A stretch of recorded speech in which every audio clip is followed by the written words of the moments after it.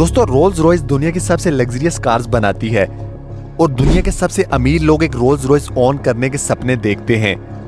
लेकिन इसी luxurious Rolls Royce की शुरुआत एक ऐसे लड़के ने की थी जिसका पूरा बचपन गरीबी में चाइल्ड लेबर करते गुजरा।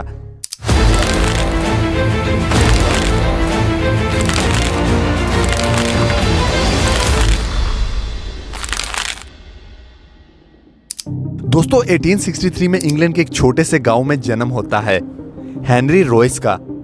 जब रॉयस सिर्फ 4 साल के थे तभी इनके फादर का बिजनेस बुरी तरह से फ्लॉप हो गया और पूरी फैमिली सड़क पर आ गई। लेकिन यह तो प्रॉब्लम्स की अभी शुरुआत थी। इसके बाद सिर्फ 9 साल की उम्र में रॉयस ने अपने फादर को हमेशा के लिए खो दिया। रॉयस की मदर को अब मैड का काम करना पड़ा और रॉयस छोटी सी उम्र में न्यूज़पेपर डिलीवरी करने लगा। अब तक रॉयस का फ्यूचर डार्कनेस से भरा हुआ था, लेकिन 14 साल की उम्र में इनकी लाइफ में एक टर्निंग पॉइंट आया। इनकी एक आंट ने हेनरी में पोटेंशियल देखा।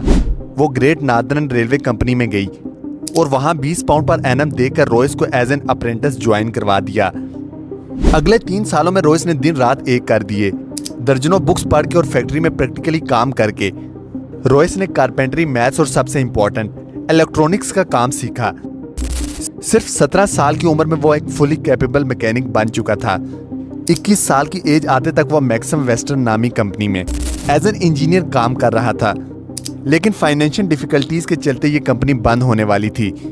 ऐसे में रॉयस के पास किसी और कंपनी में जॉब लेने का ऑप्शन था, लेकिन इन्होंने अपनी खुद की इलेक्ट्रिकल इंजीनियरिंग कंपनी खोलने का फैसला किया। इन्होंने अपने 20 पाउंड की सेविंग्स को यूज किया और मैनचेस्टर में एक छोटे से ऑफिस स्पेस की शुरुआत की, FH रॉयस एंड कंपनी की। इन्होंने अपने एक दोस्त अर्नेस्ट क्लैरेमोंट को एज अ पार्टनर भी ज्वाइन करा लिया। इनिशियली सरवाइव करने के लिए रॉयस को जो भी काम मिला इन्होंने किया, जैसे सेविंग मशीन रिपेयर करना और इलेक्ट्रिकल फिटिंग्स करना वगैरह। लेकिन फिर रॉयस ने देखा कि टाइम के साथ साथ इलेक्ट्रिकल लाइटिंग्स और फिटिंग्स की डिमांड भी बढ़ती जा रही है।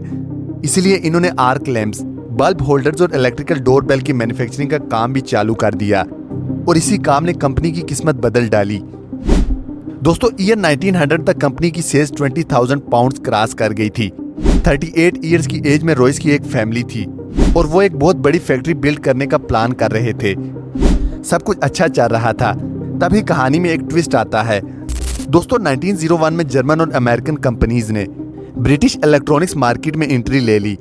कंपटीशन एकदम से बढ़ गया और इलेक्ट्रॉनिक्स इक्विपमेंट के प्राइसेस काफी गिर गए। पूरी कोशिश के बाद भी रॉयस का बिजनेस क्रैश करने लगा और इतनी मेहनत से बनाए हुए बिजनेस को फेल होता देखकर रॉयस की फिजिकल और मेंटल हेल्थ तेजी से खराब होने लगी। जब रॉयस ने डॉक्टर को कंसल्ट किया तो इन्हें एक सिंपल एडवाइस मिली। ठीक होने के लिए रॉयस को फ्रेश एयर में रहने की जरूरत थी।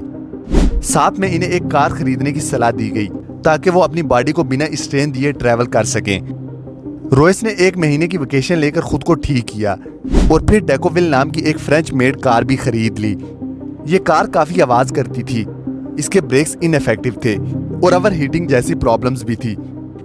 हेनरी जैसे परफेक्शनिस्ट के लिए ये कार बिलो स्टैंडर्ड थी, इसलिए इन्होंने डिसाइड किया कि वो इस कार में माइनर मॉडिफिकेशन करेंगे। लेकिन जाने अनजाने में इन्होंने इस कार को पूरी तरह से ही रीडिजाइन कर डाला। ये रीडिजाइन कार ओरिजिनल डेकोविल कार से काफी सुपीरियर थी और यहीं से रॉयस को कॉन्फिडेंस आया कि वो अपनी खुद की कार्स बिल्ड कर सकते हैं और इवन की कार्स का बिजनेस भी कर सकते हैं। इन्होंने एक छोटी सी टीम असेंबल की और अपनी नई कार को डिजाइन करना चालू कर दिया। सभी पार्ट्स की ड्राइंग्स बन जाने पर इन्हें वर्कशॉप में कास्टिंग के लिए भेज दिया गया। अब रॉयस की 10 हॉर्स पावर और 2 सिलेंडर वाली एक कार शेप लेने लगी और हर एस्पेक्ट जैसे कि लाइट्स, ड्यूरेबिलिटी और रिलायबिलिटी में यह कार हर मौजूदा कार से बेहतर थी। दोस्तों, 1 अप्रैल 1904 को इसे सबसे पहले रोड टेस्ट किया गया और अपने पहले ही टेस्ट में इसने करीबन 50 किलोमीटर का डिस्टेंस तय किया और वो भी बिना किसी प्रॉब्लम के। रॉयस ने 2 और सेम मॉडल की कार्स बनवाई और इन्हें टेस्ट कर करके इंप्रूव करने लगा। अब इन्होंने वर्ल्ड क्लास कार्स तो बना ली थी, लेकिन वो अकेले ही इन कार्स को पूरी दुनिया तक पहुंचाने के कैपेबल नहीं थे। और ऐसे में एंट्री होती है कहानी के दूसरे हीरो की, चार्ल्स रोल्स। रॉयस एक एग्जीबिशन में अपनी कार्स को प्रेजेंट कर रहे थे और इसी दौरान इन कार्स पर चार्ल्स रोल्स की नजर पड़ी। चार्ल्स रोल्स एक पैशनेट मोटोविस्ट थे और सुपीरियर क्वालिटी की कार्स का सक्सेसफुल बिजनेस करते थे। रोल्स ऑलरेडी एक लग्जरी कार मेकर को ढूंढ रहे थे, इसीलिए इन्होंने रॉयस से मुलाकात की और कार्स को क्लोजली देखा। वो रॉयस से इतना इम्प्रेस हुए कि बाद में इन्होंने एक बिजनेस पार्टनर से कहा कि इन्होंने वर्ल्ड के ग्रेटेस्ट इंजीनियर को ढूंढ लिया है। अगले 3 महीनों में इन कार्स को बेचने के लिए चार्ल्स रोज और हेनरी रॉयस एक ज्वाइंट वेंचर स्टार्ट करने का एग्रीमेंट करते हैं और इस ज्वाइंट वेंचर से बिकने वाली कार्स का नाम होने वाला था रोल्स रॉयस। मार्च 1906 में रोल्स रॉयस लिमिटेड को ऑफिशियली एस्टैब्लिश किया गया और सबसे पहले 4 रोल्स रॉयस 10, 15, 20 और 30 हॉर्स पावर वाली मॉडल्स को सप्लाई करने का डिसीजन लिया जाता है। रोल्स का मानना था कि किसी भी कार की मार्केटिंग का सबसे अच्छा तरीका है उस कार के साथ रेसिंग टूर्नामेंट में पार्टिसिपेट करना।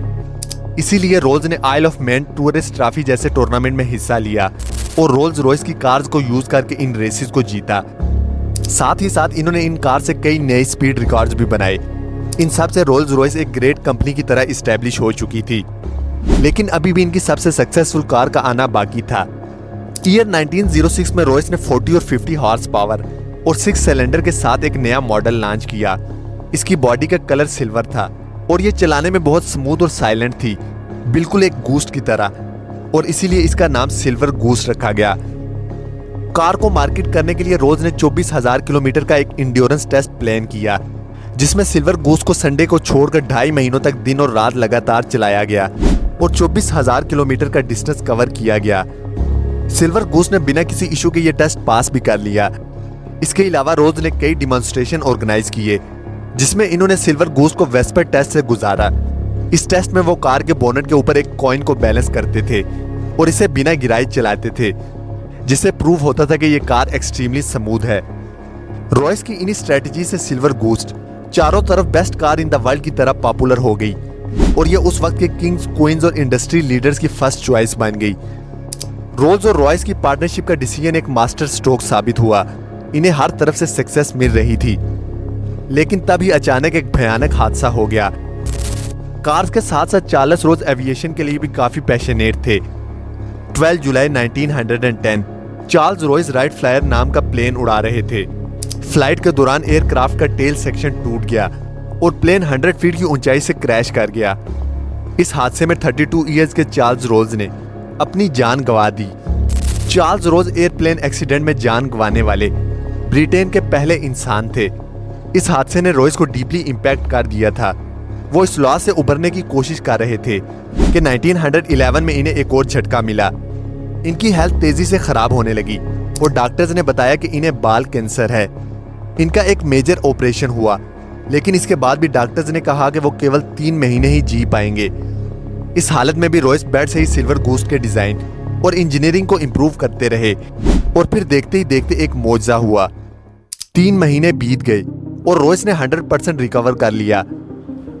वापस आने के बाद रॉयस ने सिल्वर गूस्ट में मेजर इंप्रूवमेंट्स किए, ग्राउंड क्लियरेंस बढ़ा दी, सस्पेंशन को इम्प्रूव किया और साशेस को भी स्ट्रॉन्ग बनाया गया।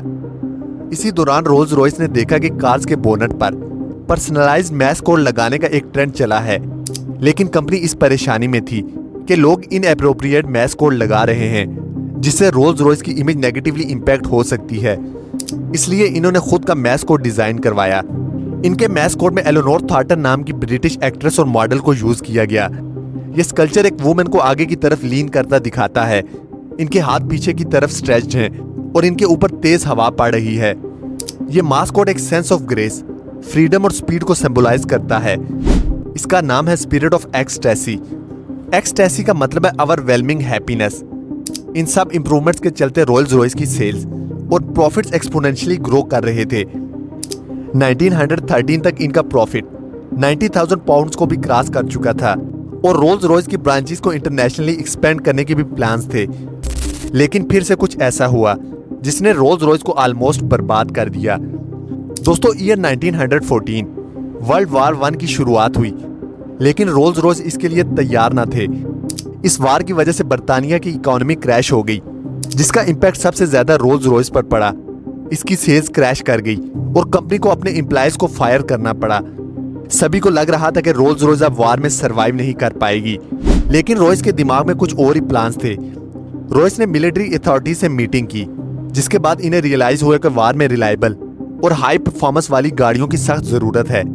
इसीलिए रोल्स रॉयस ने सिल्वर गूस्ट को मॉडिफाई करके एक आर्म्ड कार में तब्दील कर दिया। कार की बॉडी में 8 मिलीमीटर मोटा आर्मर लगाया गया, जिसमें एक मशीन गन फिट की गई। इस कार को मिडिल ईस्ट के डेजर्ट रीजन में ऑपरेशन कंडक्ट करने के लिए यूज किया गया। इनका यूज स्पाइंग मिशंस के लिए भी हुआ, क्योंकि सिल्वर गूस्ट चलाने में काफी स्मूथ थी। वो किसी जख्मी सोल्जर को कैरी करने के लिए भी बेस्ट व्हीकल थी। इसीलिए कई सिल्वर गूस्ट को वार एम्बुलेंस की तरह मॉडिफाई कर दिया गया। इनमें स्ट्रेचर्स, मेडिकल इक्विपमेंट्स और नर्सिस के लिए सफिशिएंट स्पेस बनाई गई और नाइट टाइम मिशंस के लिए इलेक्ट्रिकल लाइटिंग्स फिट की गई। इन एम्बुलेंसेस ने हजारों जिंदगियां बचाई। अब रोल्स रॉयस कार्स को high ranking officers, diplomatic machines और किंग मैसेंजर्स के तौर पर भी यूज किया गया। मिलिट्री के साथ क्लोजली काम करते वक्त रोल्स रॉयस को रियलाइज हुआ कि ब्रिटिश एयरफोर्स अपने एयरप्लेन इंजन्स के लिए फ्रेंच कंपनीज पर हैवीली डिपेंडेंट थी और गवर्नमेंट ये चाहती थी कि कोई ब्रिटिश कंपनी ही इन्हें इंजन सप्लाई करे। इसी मौके का फायदा उठाते हुए रोल्स रॉयस ने एरो इंजन मैन्युफैक्चरिंग में एंट्री ले ली। रॉयस ने खुद एरो इंजन डिजाइन सीखा और 1915 में अपना पहला इंजन द ईगल लॉन्च किया। यह इंजन पहले के मुकाबले में ज्यादा रिलायबल और फ्यूल एफिशिएंट था, इसीलिए ब्रिटिश एयरफोर्स ने साल के अंदर तक लगभग 500 ईगल इंजन का ऑर्डर दे दिया। लेकिन रॉयस यहाँ नहीं रुके। इन्होंने 1915 के अंदर लाइट एयरक्राफ्ट के लिए हाक इंजन बनाया। 1916 में ईगल का स्मॉलर वेरिएंट फाल्कन इंजन बनाया और 1918 में लार्ज और लॉन्ग रेंज एयरक्राफ्ट के लिए कॉन्डोर इंजन बनाया। इन इंजन की वजह से ब्रिटिश आर्मी को spying mission, anti submarine operations और बॉम्बिंग ऑपरेशंस में काफी मेजर एडवांटेज मिला और यही इनकी जीत का एक इंपॉर्टेंट पॉइंट बना। रोल्स रॉयस का एरो इंजन मैन्युफैक्चरिंग में एंट्री लेना एक ब्रिलियंट स्टेप साबित हुआ और आज भी हजारों कमर्शियल एयरक्राफ्ट्स और मिलिट्री एयरक्राफ्ट्स में रोल्स रॉयस के इंजन यूज किए जाते हैं। 1918 में वर्ल्ड वार 1 खत्म हो गई और अगले 15 साल रॉयस ने कार्स और एरो इंजन दोनों पर फोकस किया। इन्होंने एक स्मॉलर और चीपर कार लॉन्च की जिसका नाम 20 रखा गया, लेकिन 20 की सेल्स ज्यादा इंप्रेसिव नहीं थी। 1925 तक लग्जरी कार मार्केट में बेंटली, डैमलर और कैडिलैक जैसी कार की वजह से कंपटीशन बहुत बढ़ गया। अब रोल्स रॉयस को अपनी पोजीशन मेंटेन करने के लिए एक बोल्ड कार की जरूरत थी, इसीलिए इन्होंने सिल्वर गूस को रिप्लेस करते हुए बेटर परफॉर्मेंस और 4 व्हील ब्रेकर्स के साथ लॉन्च की द न्यू फैंटम। फैंटम काफी सक्सेसफुल हुई और इसने वापस से रोल्स रॉयस को लग्जरी कार मार्केट का किंग बना दिया। इसके बाद फैंटम 2 भी लॉन्च की गई। 1931 में रोल्स रॉयस ने बेंटली को एक्वायर कर लिया, जो कि उस वक्त बैंकक्रप्ट होने वाली थी। इसके बाद रॉयस ने डिजाइन की एक और आइकॉनिक कार बेंटले 3.5 लीटर, लेकिन बदकिस्मती से रॉयस कभी भी इस कार को अपनी आंखों से देख नहीं पाए। 22 अप्रैल 1933 70 साल के सर हेनरी रॉयस ने अपनी आखिरी सांसें ली। इस कार की प्रोडक्शन से कुछ ही महीने पहले सर हेनरी रॉयस की डेथ हो गई। दोस्तों, आज तक रोल्स रॉयस ने कई अप्स एंड डाउन्स देखे। एक तरफ फैंटम 3 सिल्वर शैडो और गूस जैसी आइकॉनिक कार्स लॉन्च की, तो वहीं दूसरी तरफ 1960s में फाइनेंशियल डिफिकल्टीज का सामना किया, जिसकी वजह से इनके एविएशन और ऑटोमोबाइल बिजनेस को अलग अलग कर दिया गया और करंटली रोल्स रॉयस मोटर्स को BMW ओन करती है। लेकिन आज भी रोल्स रॉयस अपनी आइकॉनिक कार्स के कारण दुनिया की बेस्ट कार मैन्युफैक्चरिंग कंपनी मानी जाती है।